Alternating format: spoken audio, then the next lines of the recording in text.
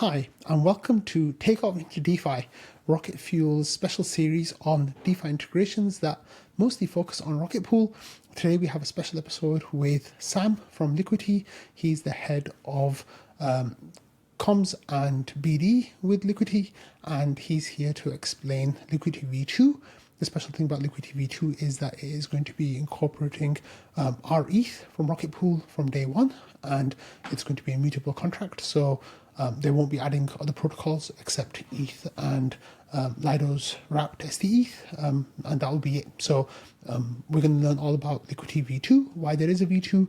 We're going to learn about Bold. We're going to learn about why integrate rETH, and then we're going to have a walkthrough of opening positions and doing different things with Liquity V2 with rETH as well. So let's get to the episode and talk to Sam.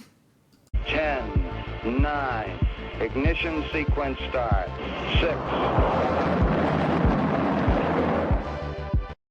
So hi Sam, welcome to Rocket Fuel. It's so great to have you here. Why don't we jump straight into it and you can tell us what is Liquity? Why is this something really cool? Yeah, thanks so much for having me. Excited that I can share more about Liquity V2 with you guys. So Liquity V2 is a decentralized borrowing protocol. We had V1 come out a couple of years ago, and you probably have heard of our stablecoin LUSD. It's considered one of the most robust stablecoins out there, considering that it's only backed by ETH. And we're coming out with Liquity V2, hopefully by the end of this month. And it's quite exciting for, I suppose, Rocket Pool enthusiasts, because we're going to have ETH, rETH, and Lido ETH as collateral types. So you can actually use rETH to use it as collateral and mint a new stablecoin called Bold against it. Keeping to the Liquity ethos, we're also making a Liquity V2 immutable from day one. So when we deploy the code in a week or two, that's pretty much going to be the final version of the protocol. I think we have this kind of strong ethos of trying to be as Ethereum aligned as can be. And yeah, I'm very excited to talk to you about Liquity V2 and what that means for rETH holders, but also even do a demo for you guys to see how it would actually work in a couple of weeks' time. That all sounds so cool. Thank you, Sam. So let's actually get started with then explaining a little bit more about what Liquity actually is. So you said it's a borrowing protocol. What does that mean? Yeah, for sure. So what you can do essentially with Liquity is that you can deposit your ETH, rETH, or Lido ETH and mint a stable coin against it. So how users usually use it is that there's a couple of ways. One is if you essentially want some dollar liquidity to, I don't know, pay for your daily expenses, do some yield farming, whatever it is, but you don't want to sell your rETH, then you could use Liquity, deposit your rETH as collateral and mint Bold against it and do various things. Secondly, I guess you see a situation where the price of ETH is at a low and you expect the next couple of months to be a kind of a bullish market and you want to get leverage against ETH or multiply your exposure to ETH. That's when you would also use Liquity V2 to multiply your exposure to ETH as well if you're bullish ETH. So yeah, I would say those are the kind of like the main two use cases. So borrowing against your ETH without having to sell it. And secondly, to multiply your exposure. Nice. Okay. And you said that this is Liquity V2. In the past, you've had LUSD, which is Liquity USD. Now you have a new stablecoin called Bold. Why do we have a V2 and what's going on with that? Yeah, that's a very good question. The reason why we decided to create a Liquity V2 is that we realized that there were some pitfalls when we created Liquity V1. First being that Liquity V1 did not charge you an interest rate when you borrowed. So it's an interest-free loan. There's a one-time fee that will hover between 0.5 and 5%, and that was it. Now, that back when we launched in 2021 worked very well in a low interest rate environment. But in changing market environment where rates fluctuate, rates are high, as seen by the last couple of years, we realized that it was not really sustainable. What we tended to see with users on Liquity would be that they would mint LUSD, then they would dump it for another stablecoin, and that would cause some undue stress on the protocol, especially with something we have within the protocol called redemptions, which would essentially affect users with the lowest LTV in the system. So it didn't matter what you were borrowing or as long as you were the lowest in the system, you were technically getting redeemed. So this was not a great experience for borrowers. And For the stablecoin side as well, LUST is very, very robust, but we also realize like in market conditions where there's a requirement for high yield, since Liquity V1 did not have a continuous yield source to funnel into LUST, we realized that maybe perhaps there is a need for a stablecoin to have a continuous yield source so that there's holding demand for users. So that's why we decided to build Liquity V2. Now I'm going to touch also on user set interest rates and what that enables, because essentially what that enables is that when the market rates across DeFi are low, users can set the interest rate within Liquity to be low. And in the case that there were to be hikes again, rates on Liquity V2 would go high as borrowers would change their interest rates as well, right? So it should, in theory, work in an evergreen condition, regardless of how the interest rates across DeFi and also across the world are. Yeah, that's a really great explanation. So just to let some of our listeners get some context, Gravita is a protocol that forked Liquity V1, and it allowed using rETH from Rocket Pool as a collateral to mint GRI, which was their stablecoin. Now, a lot of those users sadly had that same problem with redemptions that you mentioned, right? So, it was a bad user experience for a lot of those people, sadly. Now, can you tell me a little bit about what specific mechanisms you'll be using to kind of like change the way redemptions work just to improve the user experience? Yeah, for sure. So the main difference in Liquity V2 is that redemptions now, instead of being focused on loan to value ratios, will now be focused on interest rates set by users. So let's say you and I are both in the system and I'm paying 5% interest rate and you are paying 4% interest rate. In the queue of getting redeemed, you're going to be first in line to get redeemed because you're paying a lower interest rate. So essentially, this should mean that if in theory there's any users who are at risk of getting redeemed, they could just go in within their protocol and just update their interest rate so that they move higher in the queue. So that should mean that essentially for borrowers, there's a quick fire way to kind of absolve themselves from getting redeemed. Secondly, their borrowing is one component of Liquity V2, but there's also the component of the stablecoin. I mentioned earlier how LUSD did not receive any continuous yield from borrowers in Liquity V1. For Liquity V2, that changes.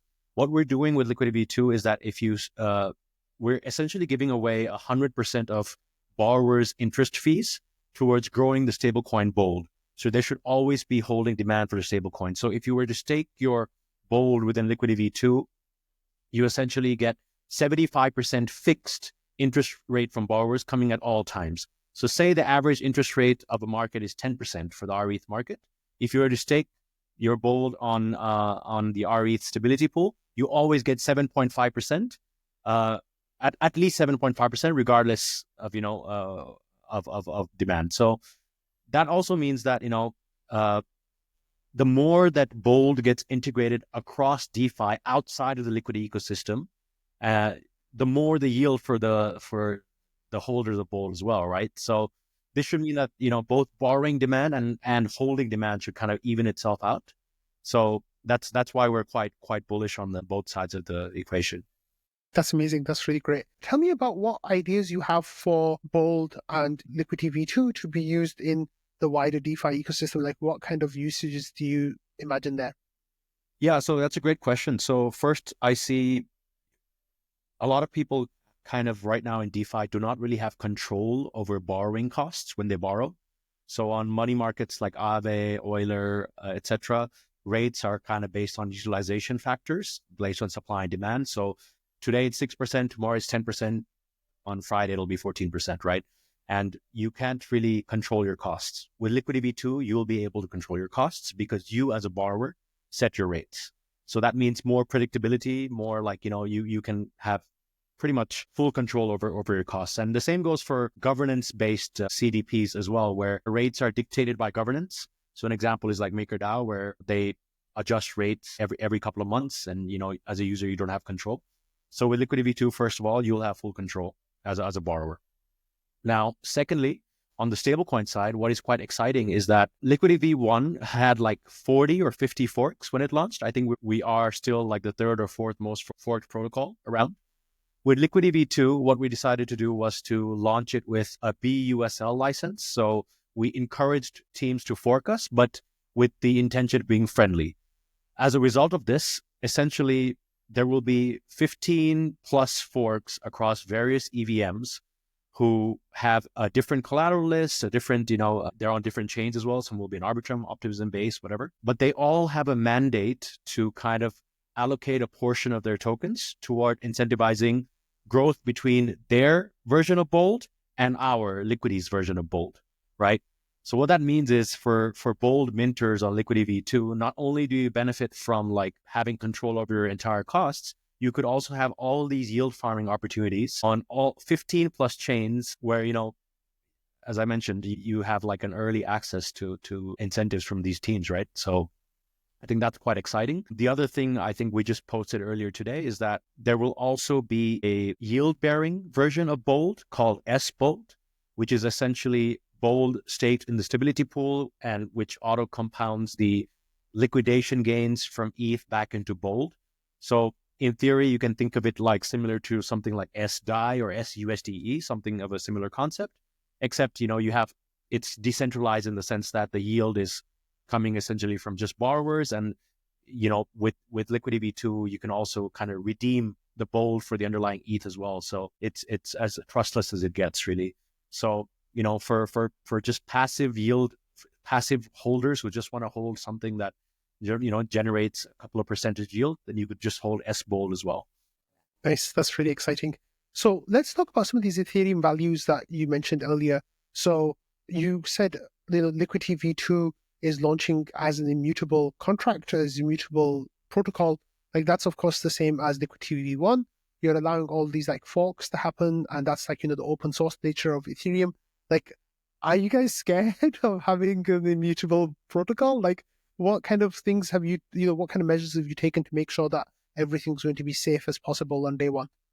Yeah, I mean, great question. I think, luckily we have experience of Liquidity V1 and our devs, kind of take security very, very seriously. I mean, on top of us being very methodical with our approach, we also have, I believe now, 4 audits in place with different firms, which also entails, this is over multiple rounds as well. So everything has been thoroughly, we're trying to make sure that everything is thoroughly in place to ensure that, it's at the best standard. I mean, in terms of, are we scared? I would not say we're scared. I feel like we're one of the few protocols out there who really want to stick as close to the Ethereum ethos as possible. And we've already shown in the market that we have been able to do that with Liquidity V1.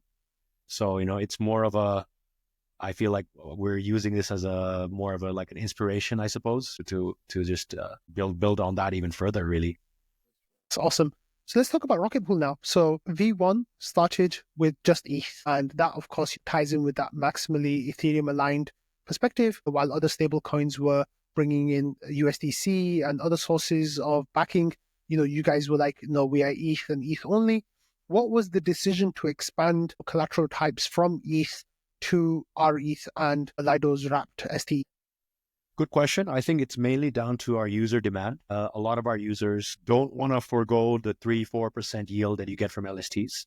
And as long as the risks of those LSTs are relatively contained, we just saw a lot of our users who are like, when are you going to have a LST version of Liquidity? And, it also led to a lot of our community members when I mentioned earlier, we had 40 plus forks to go to these other forks to chase kind of, this thing. So we wanted to have a little bit more control over that. And I also give users the freedom to borrow against LSTs. And this also ties into the next point about why we chose rETH and Lido ETH and not, obviously now with EigenLayer, you have all these restaking tokens and all that. I think for us, we wanted something that filled a list of criteria that we have within Liquidity. And that was, how decentralized the LST is, how scalable it is, what's the dominance, does it have like a limiting, kind of self-limiting limit as well? How mature it is, how immutable it is, what's the oracle that it is involved? So like all of these criteria combined, we had a list when we initially were planning, we had 9-10 different LST options. And out of those, we color coded, okay, which ones are the most, which fit all of these or, fit majority of these. And out of those all options, I think the only 2 that really fit all of those were so that's why we decided to opt with this. And also being immutable, right? With the restaking tokens, we don't really know the risks of that just yet. I think it's literally the last year where these LRTs have kind of gained prominence, and a lot of it also is down to obviously yield farming and whatnot, right? So we want Liquidity V2 to still be there 5 years from now and be super successful. That's one of the reasons why we chose these two. That makes a lot of sense. Yeah. So that's really great about rETH is that, you will be earning that 3% yield on your token. So when you deposit it to get the collateral, you will get your bold token back, and that'll be a stable coin pegged to the US dollar. So then you can go and do, whatever you want out there in crypto. And when you come back and get, repay your loan, get your rETH back, then that will be more valuable than just ETH that you might have had. And the risks from the liquidity side are the same as if you were depositing ETH, right? Because I presume the contracts are all like the same pretty much Exactly. between those different pools. Yeah, excellent. So is there any way that rETH holders can kind of boost their earnings? Like, you mentioned the stability pool and all that kind of stuff. Do they need to do anything special, or is it just that happens on the bold side? No, so that happens on the bold side. So I would say, as I mentioned earlier, we will have 15 plus forks coming online at various times over the next 6 months. All of these have a mandate to kind of give rewards back to the mainnet users. So what I would encourage is just to, if you need liquidity, obviously, and you want to put your rETH to work, to mint bold and do something with the bold, either to provide it as an LP on one of the dexes or one of the LPs that the forks might have, or also to just deposit it in the stability pool that I mentioned as well. We can go through that in a bit when I share demo of the UX. But yeah, That's awesome. So one I will, quick thing I wanted yeah, to mention please. about our ETH holders as well that I think should not be taken for granted is that since we're launching Liquidity V2 immutably, you can be rest assured knowing that our ETH as a collateral type will always be there. Now, that's not the same case with some of these other money markets and CDPs where, governance may decide tomorrow that, we're going to take our ETH off as a collateral asset and you're kind of scrambling, So Yeah. to make that. That example, of course, happened with Maker some months ago, where they removed rETH from their core protocol and moved it onto their secondary tier. So that caused a lot of issues for some users. Yeah. Actually, I should have asked this question with the first part when we were talking about liquidity. What's going to happen to LUSD? Because Okay. the V1 contracts are immutable, right? So you can, as long as Ethereum is going, there will always be a liquidity V1 that people can go and use. Yes. How's that going to impact like what people are doing and how it's all working? So in my opinion, there's not really going to be much impact. It'll continue running as it is. We don't plan to encourage any like active migration or anything like that from Liquidity V1 to V2. There's also, LUSD Liquidity V1 has also gained this track record and trust of time, right? It's been around now for 3-4 years with no issues or bugs. Liquidity V2, we're launching it immutably and also with a lot of like audits and methodical approach to security. But at the end of the day, it's still a new protocol that's being launched. So yeah, to answer your question, I don't foresee like anything changing. If people want just the ETH-backed security, then they can go with LUSDs, the robustness of LUSD. If they want perhaps a little bit more yield potential and, a bit more diverse collateral set, then they can use Liquidity V2. That's really cool. Yeah, and one thing to point out as well is with these forks, there's going to be some nice airdrop opportunities potentially. So that can be a nice bonus for any income that you might get. Sam, that was really great explainer for liquidity and why you guys chose Rocket Pool's rETH. Can we spend a few minutes now talking through the protocol and you can like give us a guided tour of what it looks like to, interact with Liquidity V2? Yeah, absolutely. Let me share my screen and we can begin. Let me know if you see it. Yeah, so what do we see here? Yeah, so this is actually Liquidity V2 on Sepolia testnet. It's actually available right now for any of the Rocket Pool community to go in and test out as well.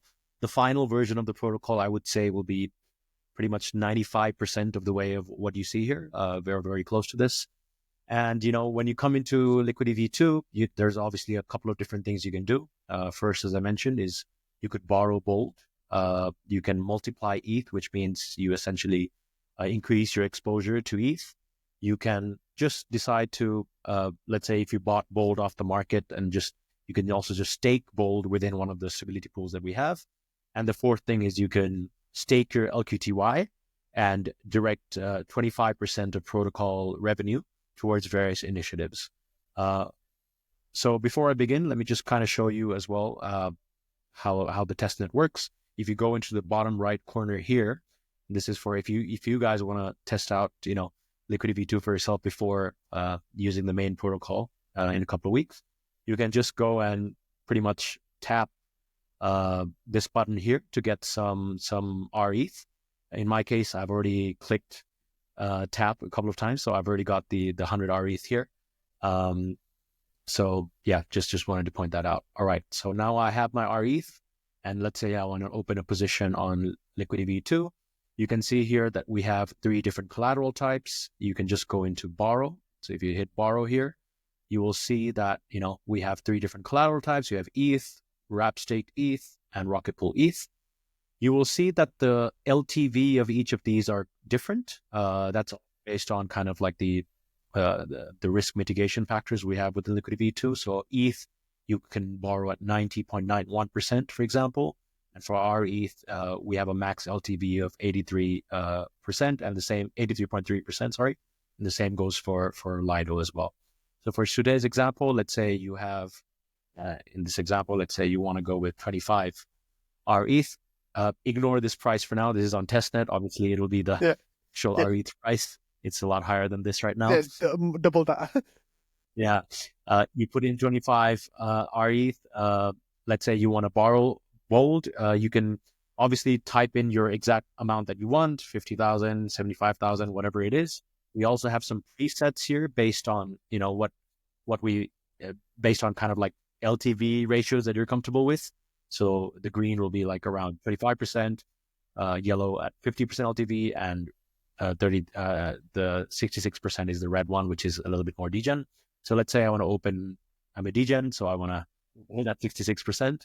So what you're doing here is depositing 25 rETH and taking a loan for $33,333, which of course is not the real number, but just an example number of what you were getting here. The real numbers might be like, 50,000 for the riskier set right now based on, rETH being more expensive. So that's fine. And then the next thing is the interest rate. Like what's that all about? Yeah. So this is the cool part of Liquity V2 where, compared to some other protocols that like Maker, Aave, and whatnot, here you can come in and set the interest rate that you want to borrow against. Now, the catch here and the thing that you need to be aware of is making sure to see, what the redeemable amount before you is. So let's say you want to borrow at 5% a year, you can do that. And here you have a little bit of a little bit of a redemption risk. It's because there's 93,000 of bold ahead of you in the queue who's paying less than 5%. That could mean that you could get redeemed. But if you want to, let's say, pay a little bit of a higher rate, you can also do that. And you see that this number now has moved up to 240K. So this is also based on the user. Like what are you comfortable with? Do you want to optimize for the, most bang for your buck and you kind of set the lowest rate possible? Or do you want to kind of, set a little bit higher rate and for peace of mind, right? Now, when the protocol does launch, like you will obviously, these numbers will be quite a little bit more, I would expect, because everyone will have, and you will see these the little dots here, the little lines here, like they'll have quite a few of those, I would say. But yeah, just something to keep in mind. And when you come in day one, you'll probably be like, okay, what should I set it at? A good measure of this would probably be to look at the rates on the likes of Maker and Aave and use that as a benchmark rate. So let's say if it's 7%, then go here and set it at 7%. But yeah, just to give people an indication. Yeah, what's that manual button that you were just hovering over? Yeah. So this is the cool, quite a cool thing. So obviously, setting your interest rate is quite appealing for people who want full control. But one thing that you can also do is that you can delegate your interest rate to a third-party interest rate manager as well. So let me actually just pull this up. Give me 1 minute. Let me see if we have a delegate. I think we don't have one right now. But essentially, you could enter upon launching. What we expect to see is that there will be quite a lot of interest rate managers who will want to manage this interest rate for you, right? Because let's say you go on vacation or whatever, you don't want to, I guess, think about like managing your interest rate. You would rather delegate it to, I don't know, like someone to manage it for you. So the idea is that everyone can anyone can be a delegate, and the sole responsibility that they have is to manage your interest rate for you. So, essentially you will be able to see, let's say you'll be able to delegate to a certain contract and say that I want to pay between 2% and 8%. And essentially that interest rate manager, the only thing that they can control is the interest rate that they manage and nothing else. So, that's kind of like a cool feature that we have, where, you could just delegate it to someone else. Or another thing you could do also is that you could, let's say you're going on vacation and this loan is on your cold wallet, but you have a hot wallet on your phone that you want to use to manage your interest rate. You could also enter that delegate address to be your hot wallet and just manage your interest rate with that hot wallet while you're away, right? So it's kind of a pretty cool feature that we have. So the interest rate then is not fixed for the life cycle of the loan that you take. You can go in there and you can move it around depending on what the market is showing. So just because you start a loan today with 10%, because that's where Aave and Maker are doing, like next week, you can come down and move that down to 2%, depending on what the market is saying. And then you can move it back up to like 4%. And that's variable basically in your control or the delegate's control. Exactly. And that's the neat feature, right? So that's where, like, let's say I'll just open a loan for now. So let's say I set it at 5.5%. You see here the 25 rETH, the 33,000 that loan I'm taking. This is the interest rate that I'll be paying per year, right? And then we also have a refundable gas deposit. This is only used in case of liquidation. If you close your loan back again, you will get this ETH back as well, right? So this process here is pretty simple. You just approve rETH and then you can open the loan. You can see also here, LTVs and where you're at. So you're right now borrowing at 66.7%. Liquidation risk is quite high because 83% is and the redemption risk is a bit low because ahead of us we saw that there's a one thing to note as well is that upon launching, we will have a Dune dashboard where you'll be able to see like, okay, where are you in the queue compared to others in terms of the interest rate, and also within that the lines there will also be a little bit more populated, so you'll be able to see where who's sitting where. All right, so I've approved my rETH. Now I can open my position. So I'm opening the position now. And you're doing this on MetaMask, right? So we can't actually see that on the screen, but that's okay. Like, that's totally fine. So, we all know what it looks like. It's just like the first one was approval. So you kind of just check that, it's approving the right amount of rETH that you want approved. You approve it. That takes a few seconds to go through on mainnet, 12 seconds, potentially a bit more, depending on gas. And then the next step is the actual approval, doing the transaction. So you just want to make sure that it's all looking correct, that you're interacting with the right contracts, etc. And, they look right, and then you just send the transaction, and then that should go through in, 12 to 24 seconds, most likely, depending on your gas choice. Yeah. So cool. It now says that this position has been created successfully. So now you can go to the dashboard and you'll see, okay, this is the bold loan that you have taken, right?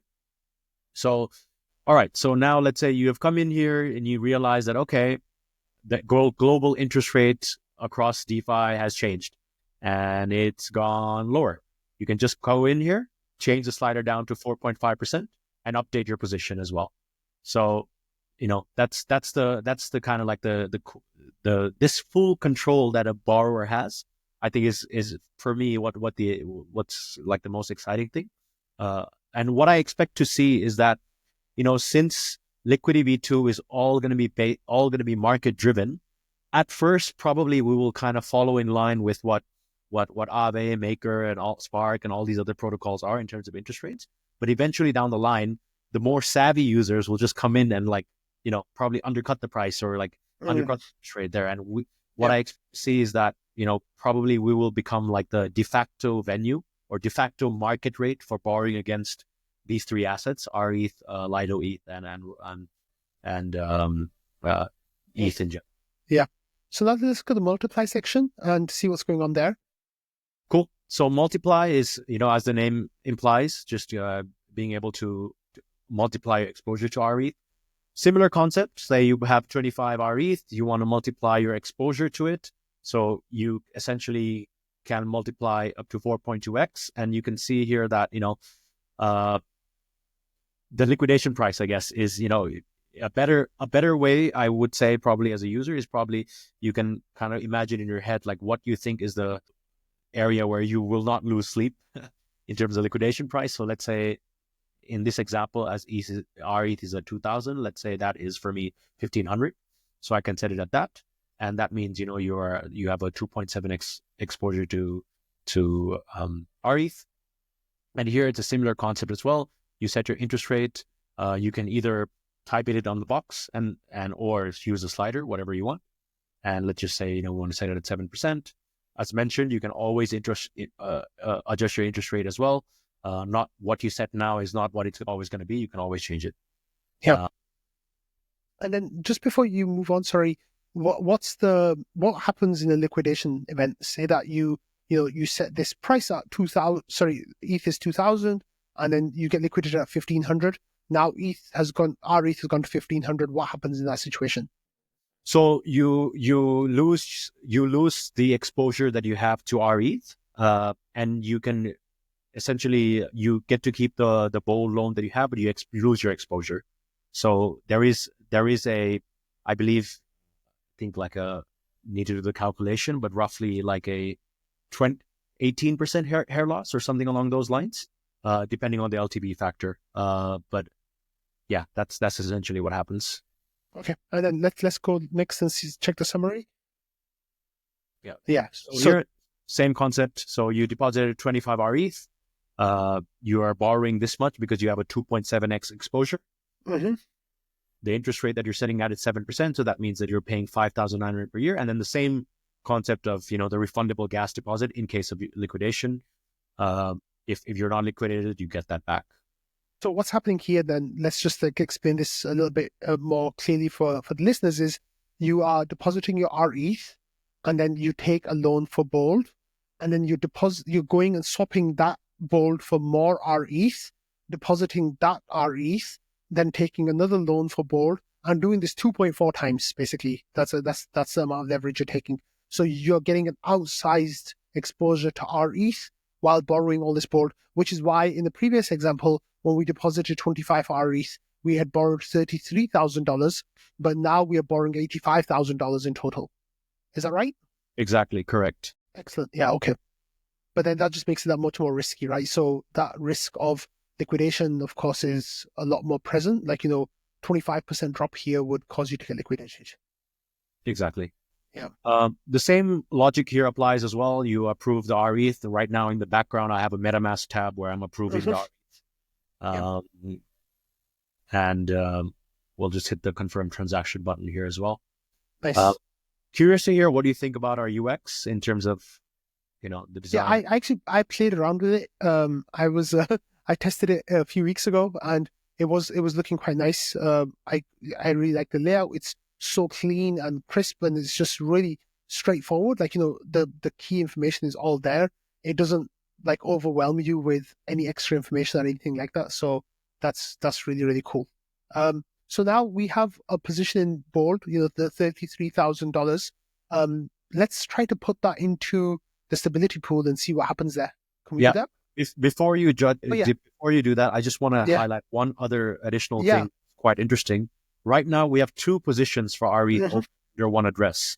So, that's also an interesting thing for rETH leveragers and borrowers. You could essentially have different risks associated with different, you could have multiple positions with different risks associated, right? So that's also quite interesting. And there is no limit to this. You can have 10, 15, 20 positions, whatever you want. So just thought I'd mention that. Yeah. Cool. So now, moving on to, earn and what that entails. So within Liquity V2, we have 3 borrow markets, right? Where you can borrow against Rocket Pool ETH, Lido ETH, and ETH itself. But we also have 3 corresponding stability pools, which is essentially a pool which is used to liquidate underwater positions. And to reward those liquidators, what we do is we essentially give away 75% of interest rate from what borrowers pay, along with liquidation gains, 5% of liquidation gains that come from liquidations as well. So this is your incentive to be a depositor in the stability pool, right? Now, what is interesting is that unlike Liquidity V1, where we only had ETH and an ETH stability pool, since we have 3 different collateral assets for Liquidity V2, we also have 3 different stability pools corresponding to each market.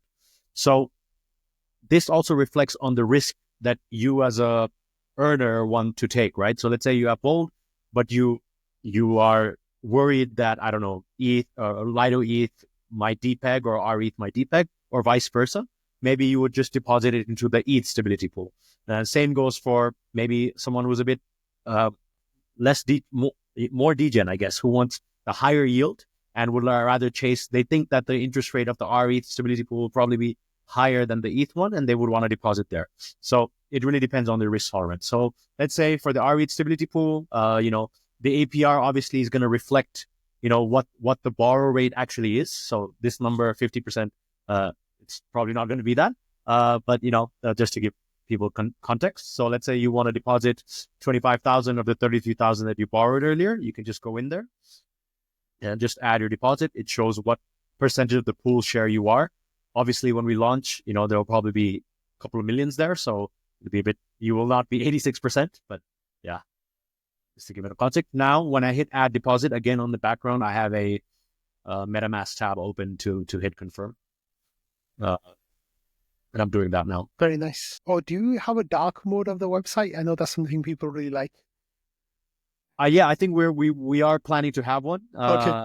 And also one thing to note is that, this is the SDK that, Liquidity V2 will run on decentralized front ends. So this is our SDK that we will send. We will have other community members kind of build their own front ends on top of. And what you can expect to see is multiple front ends with multiple different features, dark mode, also like interest rate manager modes and whatnot.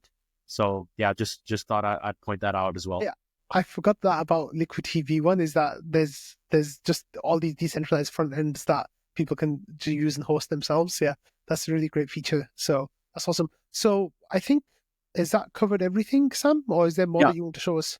No, that's also here you see the earn position as well. Now you see that, this is what you've deposited, 25,000. These are the rewards that you have. So this clearly shows, okay, what's the revenue that you're getting from the interest rate that borrowers pay? That's paying out in Bold. And what's the, I guess, liquidation gains that you're receiving? That's paid out in rETH. Now, this is quite appealing because I think the yield that you're getting is real yield because it's paid out in a stable coin and in ETH, right? So it's not like shit coins, I guess. Yeah. And then what I want to make sure listeners understand here is that $25,000 that you deposit, that will be going to buy the rETH, right? Like that's what it's being used for. So if you need to keep on top of this, if you don't want exposure to rETH, then as the rETH comes in, then you can just sell it and get your Bold back or whatever you want. Is that right? Yeah, exactly. Yeah. You've got that correct. And there I just want to also highlight something I mentioned earlier. A couple of weeks after we launch, there will be, you see now 3 pools. There's going to be like a 4th option that's built by a third-party team on top of us, which is called S-Bold, which auto compounds the liquidation gains back into Bold as well. And that way you have no exposure to ETH or rETH or Lido ETH. So that's also a potential interesting avenue for some stablecoin holders as well. Very nice. Yeah, Sam. Hey, I guess you can stop screen sharing here if you want. And is there anything else that you want to add about this? Are we going to get a release date for Liquity V2? Like, what can you tell us? Yeah, so the most I can tell you is that we're planning to launch by the end of the month. Upon launching, we also have, out of the 15 plus forks that we have, a couple of them will launch very quickly after us as well. As Wak mentioned earlier, I think there is, on top of the borrowing benefits and earning benefits that you get within Liquity V2 itself, there's also going to be potentially like airdrop potentials and whatnot with all these different Liquity forks that launch as well. That's amazing. Is there anything else that you'd like to add before we wrap this call up? Nothing. Yeah, really excited that rETH is a part of Liquity V2. I've also been a big fan myself and a holder myself. So I'm excited to kind of use this myself. That's wonderful. That's really exciting, Sam. Thank you so much for everything that you guys are doing. Sam, it's been an absolute pleasure to talk to you. I'm really excited about Liquity V2 launching. I'm sure the Rocket Pool community is going to reach out to you guys with hopefully some nice co-incentivization or some kind of partnerships or some kind of relationship building here, because, you know, we're really happy with what you guys are doing. I'm sure we'll get news of some of those hopefully coming very soon as well. But yeah, that's been an absolute pleasure speaking to you. And thank you so much for explaining Liquity V2 to us. Thank you so much for having me. Take care.